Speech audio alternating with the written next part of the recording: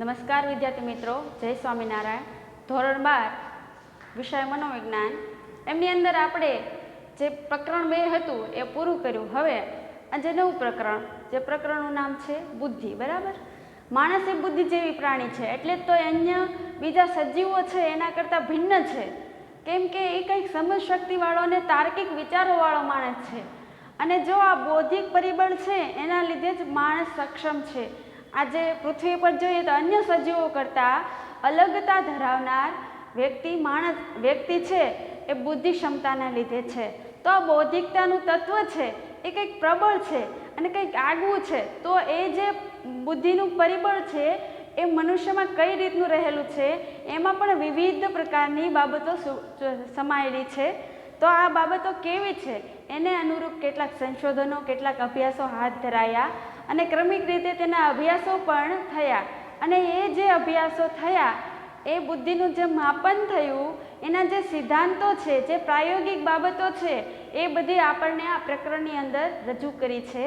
અને એના આધારે આપણે જ શીખવાનું એ છે કે શીખવું કઈ રીતે, યાદ કઈ રીતે રાખવું અને ખરેખર બુદ્ધિ એ શું છે. બરાબર, આ છે આવી વસ્તુ શીખવાથી આપણને ઘણી બધી એવી બાબતો આપણે સમજી શકીએ કે જે આપણને સમજાતી ન હોય. બરાબર, તો હવે આપણે બુદ્ધિ ક્ષમતા જે છે એના વિશે પ્રકરણ 3 એમાં બુદ્ધિ વિશે જોઈશું.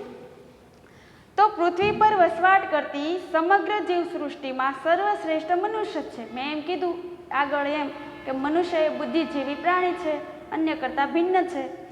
અન્ય સજીવોની તુલનામાં તેની પાસે વિશિષ્ટ શારીરિક માનસિક ક્ષમતાઓ રહેલી છે. શરીરની દ્રષ્ટિએ પણ તેનો વિકાસ યોગ્ય રીતે થયેલો છે અને માનસિક વિકાસ પણ યોગ્ય રીતે સંભવિત બન્યો. એટલે શું છે તો કે એ સદ્ધર છે અને તે સક્ષમ પ્રાણી બને છે. ઉત્ક્રાંતિની શ્રેણીમાં ઉચ્ચતમ સ્થાન ધરાવતા મનુષ્યના મગજની રચના, જે ઉત્ક્રાંતિની શ્રેણી છે એમાં જો ઉત્તમ રીતે વિકાસ થયેલો હોય અને ઉત્તમ જો જેનું સ્થાન હોય શ્રેષ્ઠતમ, તે છે મનુષ્યનું મગજ અને તેની રચના. અન્ય પ્રાણીઓની તુલનામાં વધુ વિકસિત છે. અન્ય જે સજીવો છે એની તુલનામાં તેનો વિકાસ અધિક છે. પરિણામે તે તર્ક, વિચારણા, કલ્પના, સ્મરણ, સર્જનાત્મકતા વગેરે માનસિક ક્ષમતાઓ ધરાવે છે. જો આ તર્ક, વિચારણા, સ્મરણ અને કલ્પના આ બધું છે એના પણ આખા એક પ્રકરણો આપેલા છે. આ કોઈ નાની સૂની બાબત નથી. તર્ક અને વિચારણા એને લગતા પણ ઘણા બધા મુદ્દાઓ આપેલા છે. મનુષ્ય પાસે રહેલી વિવિધ માનસિક ક્ષમતાઓમાં બુદ્ધિ પણ એનું એક આગવું સ્થાન છે. આપણે પહેલું જ આમાં કીધું છે કે તર્ક, તો તર્ક એ જ આપણી બુદ્ધિ છે. એટલે છે એમાં બુદ્ધિ છે એનું આગવું અને મહત્વનું સ્થાન છે. સામાન્ય રીતે આપણે બુદ્ધિને અક્કલ, ડહાપણ, ચાતુર્ય, મતિ, વિવેક, શાન અને સમજણ વગેરેના શબ્દોનું આપણે પર્યાયો તરીકે પ્રયોજન કરતા હોઈએ. બરાબર, રોજિંદા વ્યવહારમાં, રોજબરોજની વાતચીતમાં આપણે આવા શબ્દોનો ઉપયોગ વારંવાર કરીએ છીએ કે ભાઈ કાંઈ મતિ નથી સૂઝતી, આને અક્કલ નથી, આની શાન, આની સમજણ તો બહુ શ્રેષ્ઠ છે. આ બધા જે શબ્દો છે એની વપરાશ આપણે રોજિંદા જીવનમાં અવારનવાર કરતા હોઈએ છીએ. બુદ્ધિ એક જટિલ માનસિક પ્રક્રિયા છે. કેવી માનસિક પ્રક્રિયા કીધી તો કે જટિલ. એમાં ઘણી બધી વસ્તુ એવી રહેલી છે કે જે આપણી સમજવી પણ મુશ્કેલ પડે છે. એટલે કે જટિલ માનસિક પ્રક્રિયા.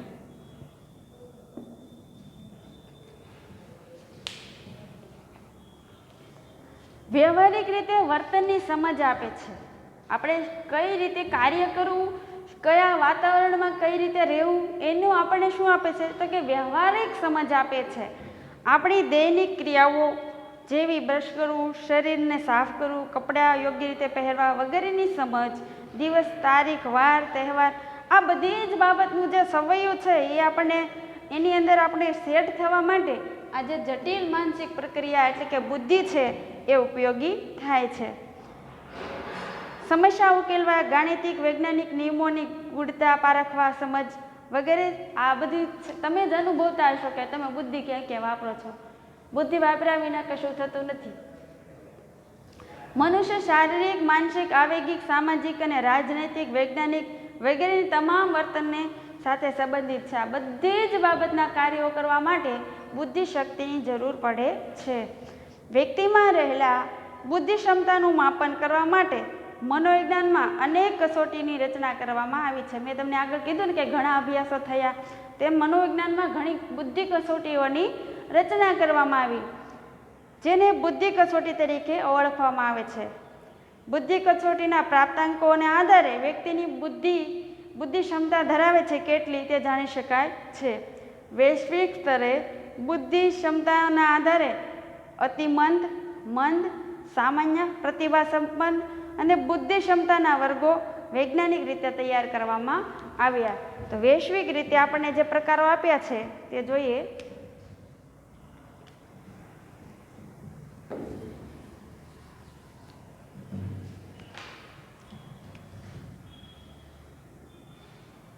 વૈશ્વિક સ્તરે બુદ્ધિના વર્ગો, તો કે કેવા વર્ગો આપેલા છે? તો એની અંદર અતિમંદ,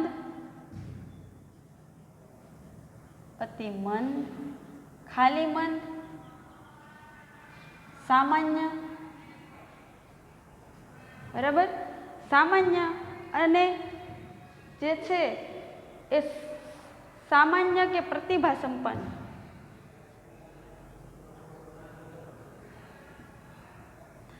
આવા જે છે એ વર્ગો પાડવામાં આવેલા છે. આના આધારે બુદ્ધિના માપનના આધારે આને એની હરોળમાં એ પ્રમાણે મૂકવામાં આવે છે. જેની બુદ્ધિ અતિમંદ હોય એને એની ટકાવારી પ્રમાણે એને આ વિભાગમાં મૂકવામાં આવે, મંદ હોય એને આ પ્રમાણે. એટલે આના આધારે વૈશ્વિક આખું સંશોધન છે એ પ્રમાણે કાર્ય થયેલું છે. બરાબર. હવે જોઈએ બુદ્ધિની વ્યાખ્યા અને તેનું સ્વરૂપ. જો પરીક્ષામાં, બોર્ડની પરીક્ષામાં પૂછાયેલો પ્રશ્ન છે કે બુદ્ધિ એટલે શું અને તેના સ્વરૂપની સ્પષ્ટતા કરો. બરાબર. તો બુદ્ધિની વ્યાખ્યા અને સ્વરૂપ.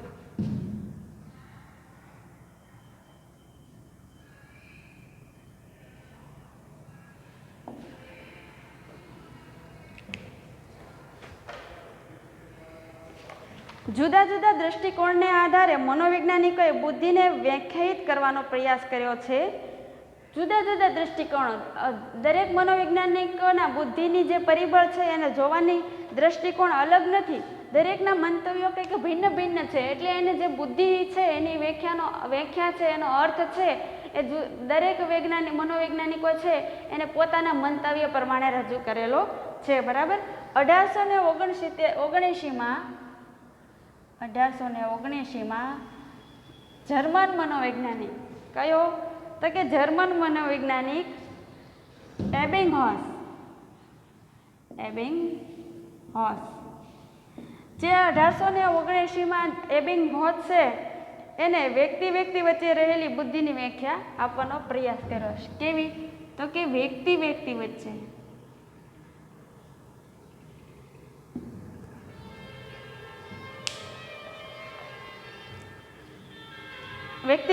વચ્ચેની ભિન્નતાના આધારે બુદ્ધિની વ્યાખ્યા આપવાનો એમને સૌપ્રથમ પ્રયાસ કર્યો. બુદ્ધિ શબ્દ સંસ્કૃત ભાષા બુદ્ધ ધાતુ પરથી ઉતરી આવે છે. શેના પરથી? તો કે સંસ્કૃત ભાષા.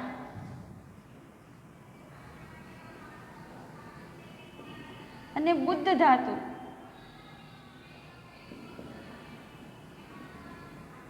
આ બધું પૂછાય એવું છે, ડીપમાં લેવું એનું કારણ એ જ છે. બુદ્ધ ધાતુ પરથી ઉતરી આવે છે. બુદ્ધ એટલે સમજવું કે જ્ઞાન પામવું. બુદ્ધ એટલે સમજવું કે જ્ઞાન પામવું. એના આધારે બુદ્ધિ એટલે સમજણ કે જ્ઞાન પ્રાપ્ત કરવાની ક્ષમતા. બુદ્ધિ એટલે સમજણ કે જ્ઞાન પ્રાપ્ત કરવાની ક્ષમતા. બુદ્ધિને અંગ્રેજીમાં ઇન્ટેલિજન્સ શબ્દ એવો ઉપયોગ થાય છે. બુદ્ધિ માટે અંગ્રેજીમાં ઇન્ટેલિજન્સ એવો શબ્દનો ઉપયોગ થાય છે. એને લેટિન ભાષામાં ઇન્ટેલિજન્ટ ક્રિયાપદ પરથી બનેલો છે. ઇન્ટેલિજન્ટ એટલે સમજવું. આમ બુદ્ધિ એટલે સમજણ શક્તિ. બુદ્ધિની વ્યાખ્યા આપણને ઘણા બધા મનોવૈજ્ઞાનિકોએ અને સાર્થક ગુજરાતી ધોરણી કોષ પ્રમાણે આપેલી છે. તો જોઈએ બુદ્ધિની વ્યાખ્યા.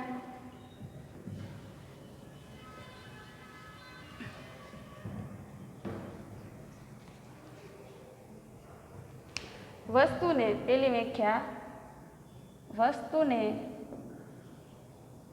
જાણવાની અને સમજવાની આકલન શક્તિ, એવો શબ્દ વાપર્યો છે, જાણવાની ચિત્તની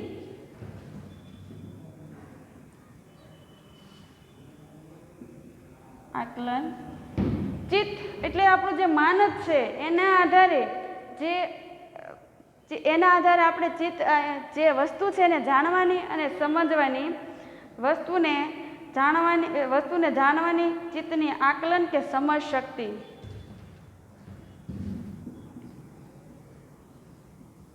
સરસ વ્યાખ્યા છે, યાદ રહે એવી જ છે. બરાબર. કોને આપે તો કે સાર્થક ગુજરાતી જોડણી કોષ. સાર્થક ગુજરાતી જોડણી કોષ.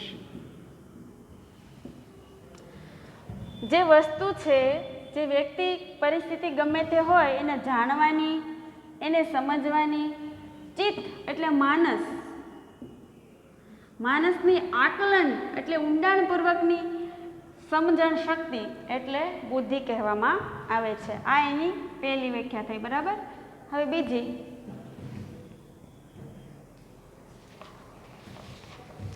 બુદ્ધિ એટલે સારી રીતે સમજવાની, યોગ્ય રીતે નિર્ણય લેવાની, તર્ક કરવાની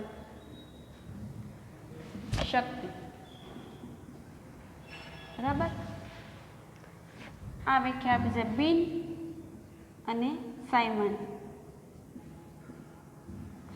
શું કહે છે કે બુદ્ધિ એટલે સારી રીતે સમજવાની, યોગ્ય રીતે નિર્ણય લેવાની અને તર્ક કરવાની. એટલે તર્ક કરે તો બુદ્ધિ ક્ષમતા છે એ સાબિત કરે છે. અને નિર્ણયો જ આપણે યોગ્ય રીતે ત્યારે જ લઈ શકીએ છીએ કે જ્યારે આપણે છે એ બુદ્ધિ ક્ષમતાનું પ્રમાણ વ્યક્તિમાં યોગ્ય પ્રમાણમાં હોય.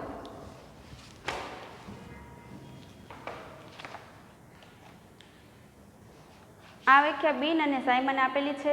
ગુજરાતી જોડણી કોષ છે એની અંદર 2008 અને બિન અને સાયમને 1904માં આપેલી વ્યાખ્યા છે. બરાબર.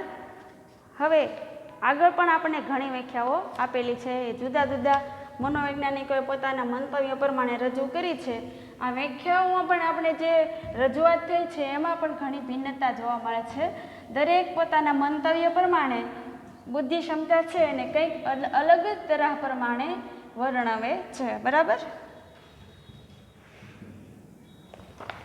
આમાં ટર્મન છે એને એક ટર્મન નામનો મનોવૈજ્ઞાનિક છે એને એક વ્યાખ્યા આપી છે કે વ્યક્તિ જેટલા પ્રમાણમાં અમૃત રીતે વિચારવાની શક્તિ ધરાવતો હોય તેટલા પ્રમાણમાં બુદ્ધિમાન છે. અમૃત એટલે કે જે જોઈ ન શકાય તેવી રીતે, એટલે કે અમૃત રીતે વિચારવા એટલે અગાઉ પોતાના તર્ક છે, તર્ક શક્તિ એનો વધારે વપરાશ કરીને વિચાર શક્તિને વધારે વિચારવાની શક્તિ ધરાવે છે એ બુદ્ધિમાન છે. જે અમૃત રીતે વિચારવાની શક્તિ વધારે ધરાવે તે વધારે પ્રમાણમાં બુદ્ધિ છે. ટર્મન એને 1916માં આપી છે. પછી છે બુદ્ધિ એટલે વ્યક્તિની એવી સમગ્રલક્ષી શક્તિ કે જેના લીધે ધ્યેયપૂર્વક કાર્ય કરી શકે, તાર્કિક રીતે વિચારી શકે અને પર્યાવરણ સાથે અસરકારક વ્યવહાર કરી શકે. આ વ્યાખ્યામાં શેની વાત થઈ તો કે અનુકૂલનની. વ્યક્તિને સમગ્રલક્ષી શક્તિ હોય, વ્યક્તિની એવી સમગ્રલક્ષી શક્તિ બને કે જેના લીધે ધ્યેયપૂર્વક કાર્ય કરે, એનો જે હેતુ છે એ સાર્થક થાય, તાર્કિક રીતે વિચારી શકે અને પર્યાવરણ સાથે અસરકારક. તો કે અસરકારક ક્યારે બને પર્યાવરણ સાથેના સંબંધો કે વ્યવહારો? કે વ્યક્તિ છે એ વાતાવરણમાં સાયુજ્ય સ્થાપી શકે કે અનુકૂલિત થઈ શકે ત્યારે. આ વ્યાખ્યા વેક્સલરે આપેલી છે. એની ઈસવીસન છે 1939.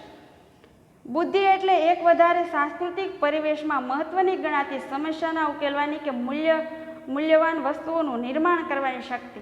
હવે કોઈ વ્યક્તિ કંઈક નવ્ય સર્જન કરે એ કંઈ એમને એમ થતું નથી. કેમ કે જો એનામાં સર્જનાત્મકતા કે કોઈ બુદ્ધિ ક્ષમતાનું તત્વ પડેલું હોય તો જ તે એવી મૂલ્યવાન વસ્તુનું સર્જન કે કલ્પના કરી શકતું હોય. જો કલ્પના ત્યારે જ થાય કે જ્યારે આપણામાં તાર્કિક વિચારોનું ભંડોળ હોય. બરાબર. સાંસ્કૃતિક પરિવેશોમાં મહત્ત્વની ગણાતી સમસ્યા, એટલે કે એની સામે જે રોજિંદા જીવનમાં જે પ્રશ્નો ઊભા થાય છે એનું સમસ્યાનું નિરાકરણ પણ તે સ્વયં કરતો હોય છે. આ વ્યાખ્યા ગાર્ડનરે આપી છે 1986માં. બુદ્ધિ એટલે પર્યાવરણના કોઈ પણ સંદર્ભ સાથે અનુકૂલન કરવા માટે. હવે પર્યાવરણનું ગમે તે પરિબળ હોય કે ગમે તે ક્ષેત્ર હોય તેની સાથે હળી મળીને મિલનસાર બનીને રહેવા માટે, અથવા તો તેને ઘાટ આપવા માટે, અથવા તો તે પસંદ કરવા માટે જરૂરી માનસિક શક્તિ. ટૂંકમાં કહેવા એમ માંગે છે કે વ્યક્તિ છે એ અનુકૂલિત થઈ વાતાવરણમાં સેટ બને અને સાથે કાર્યક્ષમ બને એવી બાબત છે. આ વ્યાખ્યા છે સ્ટર નંબર 1997. બુદ્ધિ એ તમામ બૌદ્ધિક અને બોધાત્મક પ્રક્રિયાનો સરવાળો છે. જે સમજણ, તર્ક, વિચાર આ બધું છે એનો સરવાળો છે. જેમાં આયોજન કોણ કરે? તો કે જે કંઈક પોતાના મગજમાં વિચારશીલ હોય, તર્કબદ્ધ હોય એ માણસ આયોજન કરે. સામાન્ય કામ સોંપવામાં આવે તોય ઘણા બધા પાછી કરતા હોય છે. આ આયોજન કરવું એ પણ મહત્વનું છે. માહિતીનું સંકેતમાં આંકલન, ધ્યાન વગેરેનો સમાવેશ થાય છે. ઘણા હોય બે ધ્યાન હોય, એને કંઈ ખબર જ ન હોય. એનું કારણ કે એનામાં બે તર્ક શક્તિ, સમજણ શક્તિ ઓછી હોય છે, અને ધ્યાન જે એકાગ્રતાથી આપે એ ધ્યાન શક્તિ ઊંચી, એટલે એની બુદ્ધિ ક્ષમતા ઊંચી. જેનું ધ્યાન હશે એની શીખવાની સફળતા વધારે હશે. બુદ્ધિનું સ્વરૂપ, આપણને બુદ્ધિનું સ્વરૂપ છે એ 5 પ્રકારે આપેલું છે. આપણે એના મુદ્દા જોઈએ. પહેલા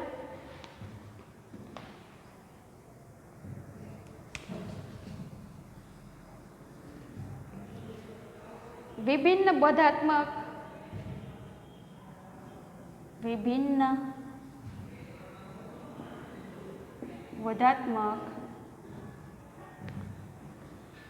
માનસિક શક્તિનો સરવાળો.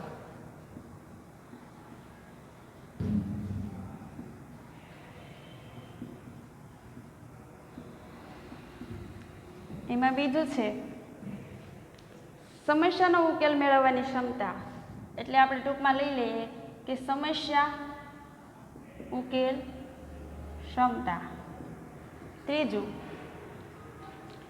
ઉદ્દેશ્યપૂર્ણ ક્રિયા અને નિર્ણય લેવા. ઉદ્દેશ્યપૂર્ણ ક્રિયા અને નિર્ણય લેવા. અને 4 તો કે વાતાવરણ સાથે સમાયોજન, એટલે ટૂંકમાં સમાયોજન અને અનુકૂલન. આ 4 બાબત છે એ બુદ્ધિનું સ્વરૂપ સ્પષ્ટ કરે છે. જોતા જઈએ આપણે ક્રમિક રીતે. પહેલું, વિભિન્ન બોધાત્મક માનસિક શક્તિનો સરવાળો. તેમાં શું આવે? તો કે બુદ્ધિ એ વિભિન્ન બોધાત્મક માનસિક ક્ષમતા કે શક્તિઓનો સરવાળો છે. એ બોધાત્મકમાં આપણે કઈ બાબત લેવાની છે? તો આગળ કીધું એમ તર્ક, વિચાર, કલ્પના, નિર્ણય ક્ષમતા એ બુદ્ધિના પાછા છે. તો આ બધું છે એ બુદ્ધિને એક સમગ્રલક્ષી માનસિક શક્તિ કહે છે. એટલે કે આપણે માનસિક શક્તિ છે એ જે બહોળા પ્રમાણમાં છે એનો સરવાળો ટોટલ એ છે આપણી બુદ્ધિ ક્ષમતા. આ વિભિન્ન બોધાત્મક જે ક્ષમતાઓ છે, માનસિક શક્તિઓ છે એ આપણું બુદ્ધિનું સ્વરૂપ છે. અમૃત રીતે તર્ક કરવાની. બુદ્ધિ અમૃત રીતે તર્ક કરવાની ક્ષમતા છે. અમૃત તર્ક ચિંતન એ માનસિક ક્ષમતા છે. તમે કંઈક વિચારો છો એ શું છે? તો કે અમૃત રીતે વિચારવાની ક્રિયા છે, જેની મદદથી વ્યક્તિ શાબ્દિક, ગાણિતિક, વૈજ્ઞાનિક નિયમોનો સરળતાથી સમજી શકે છે. જેમને ન્યાય, પ્રમાણિકતા, સજ્જતા એવા શબ્દો છે જેને મૃત આકૃતિ સ્વરૂપમાં દર્શાવી શકાતા નથી. આવા અમૃત શબ્દોનો અર્થ સમજવાની શક્તિ બુદ્ધિ. તમને એમ કહે કે તમે પ્રમાણિક બનજો, તો એમાં કંઈ એવું પ્રમાણિકનું કોઈ પૂતળું તમારી સામે ન લાવી દઈને મૂકી દેવામાં આવે. પણ પ્રમાણિક એટલે શું? એ તમારામાં મગજમાં સમજ શક્તિ ઊભી થાય. એ શું છે? તો કે અમૃત તમારી રીતે સમજવાની શક્તિ. સમસ્યા ઉકેલ મેળવવાની ક્ષમતા. તો કે બુદ્ધિ વડે વ્યક્તિ આંતરસૂઝ, જે આપણે સમષ્ટિવાદીઓના આંતરસૂઝ કે સમસ્યા ઉકેલ, તમારી સામે આવેલો જે પ્રશ્ન હોય તેનું નિરાકરણ કરવા માટે તમે શોધાત્મક પ્રક્રિયા કરો. એના આધારે મહાવરા, તાલીમ, અનુભવમાંથી શીખેલા વર્તનને વધારે અસરકારક બનાવી શકાય છે. તમારી સામે જે પ્રશ્ન આવે છે એનો ઉકેલ કરવાનો આંતરસૂઝ તમારામાં હોય એની બુદ્ધિ ક્ષમતા હોય છે. એટલે જે સમસ્યા ઉકેલી શકે છે એ બુદ્ધિક્ષમ વ્યક્તિ છે એમ કહી શકાય છે. 4 ઉદ્દેશ્ય ક્રિયાઓ અને નિર્ણયો લેવા માટે. બુદ્ધિને કારણે વ્યક્તિ ઉદ્દેશ્યપૂર્ણ ક્રિયા કરે છે, જીવનના વાસ્તવિક ધ્યેય નક્કી કરવા, પરિસ્થિતિનું યોગ્ય રીતે અર્થઘટન કરવા, અસરકારક રીતે તર્ક કરવામાં, જીવન વ્યવહારના સામાન્યકરણ માંડીને વિશિષ્ટ કાર્યો કરવામાં આ બુદ્ધિ ક્ષમતાનો ઉપયોગ થાય છે. છેલ્લું છે વાતાવરણ સાથે સમાયોજન. તો કે જે વાતાવરણ છે એમાં તમારે સેટ થવું અને એને અનુકૂલન થવું. તમે અનુકૂલિત ત્યારે જ થઈ શકશો કે જ્યારે તમારામાં આ પરિબળ શક્ય હોય. બુદ્ધિ એ નવી નવી પરિસ્થિતિઓ કે કાર્ય કરવા અંગે બદલાતી જતી અપેક્ષા અને સાનુકૂળ. તમે સાનુકૂળ અને સંગઠિત બનીને ત્યારે જ રહેશો કે તમારામાં અનુકૂલિત થવાની બાબત રહેલી હોય છે. અનુકૂલિત વ્યક્તિ ત્યારે જ થાય કે જ્યારે તેનામાં સમજશક્તિનો પ્રભાવ હોય છે, અને સમજશક્તિ એ જ બુદ્ધિનું એક પ્રબળ બાબત છે. બરાબર. તો આ બુદ્ધિની વ્યાખ્યા અને બુદ્ધિના સ્વરૂપ સુધી આપણે જોયું. તો હવે આગળનું છે એ પછીના લેક્ચરમાં જોઈશું. અહીં જે બોર્ડ વર્ક કર્યું છે અને જે ભણાવ્યું છે એને બરાબર કવર કરવાનો પ્રયાસ કરજો અને બરાબર મહેનત કરજો. બરાબર. આભાર.